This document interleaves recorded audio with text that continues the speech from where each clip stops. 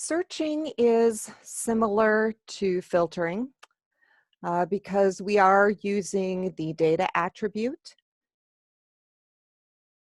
And when we're searching, especially when we're searching on images, the alternate text becomes quite important because that is one of the things we're checking in our search. The main difference in the HTML setup is that we have another little section above the gallery, which contains a search box, which is basically an input box that we've given an ID of filter search to. And you'll notice that we've got it stuck in a div here with an ID of search. So the script for searching is shorter than the script for filtering because we aren't really doing anything with all of those categories. What we're doing is we're looking at the text they've keyed in the search box, and we're checking the alternate text for the images to see if there's a match. So the very top, we're still taking all of the images that are in the gallery, the ID of gallery, and we're storing them in an images node list. Then we are looking at whatever they entered in the input box. Okay? And we're using the ID filter search to target that, and we're storing it in search. And then we've got an empty cache array that we are going to fill in. In fact, the very next step basically takes every single image and it adds it to the array. So cache.push is taking every single one of these pictures and sticking it into a cache array. That array is in memory, and it's going to allow us to display pictures faster. And you'll notice that we've got an element that we refer to as this. So that is the current picture.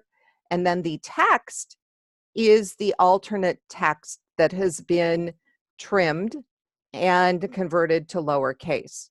So we've gotten rid of any spaces that are before and after the text, and we've converted the whole thing to lowercase, which is just going to make matching it up with the search easier.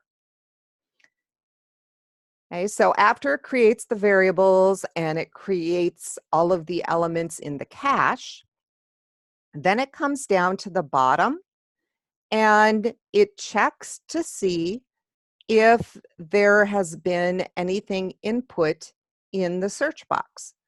So search sub 0, okay, that is the filter search box. And it's checking, it's got a little check here, event handler, to see if they've input anything or if they've lifted up on a key. Those two things are triggers for calling the filter function. The filter function then is kind of the thing that's doing all of the work because it's determining if the text that they keyed in matches the alternate text that we have in any of the images. And if they do match, it ends up showing the picture. So that's, in a nutshell, the job of the filter function. When we first go into our filter function, very first thing it does is it is retrieving whatever was entered in the search box, and it's storing it in query. And again, it's trimming it up, converting it to lowercase. Then it goes through the cache. And right now in the cache, we basically have two things. We have the picture and we've got alternate text. Okay, that's what's in the cache. So it's going to go through the cache item by item, and it's assigning an index of 0. And then what it's doing is it's checking the query to see if that matches what we have for the text in the cache. Okay, so it's looking at the text here that is in the cache to see if they match.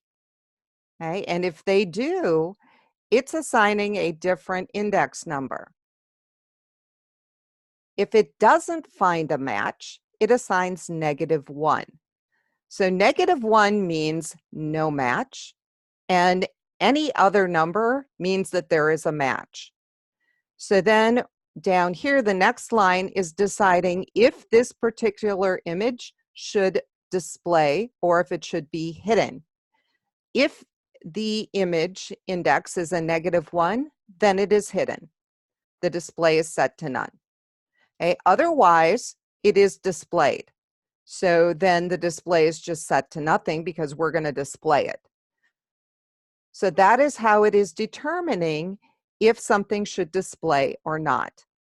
Okay? It looks at the search box, trims up the text, converts to lowercase, and then it looks at every single item that we have in our cache, and it compares that alternate text that we've already trimmed and converted to lowercase, compares that against what we have in the query, and if it finds a match, it's going to return an index that is greater than -1. Okay, -1 means no match. So if it's -1, it doesn't show. So if we come over here, you will notice that no matter what I key in, it's looking for a match. So if I only key in one letter, it's still finding matches. And if I key in more than one, you can see how it works.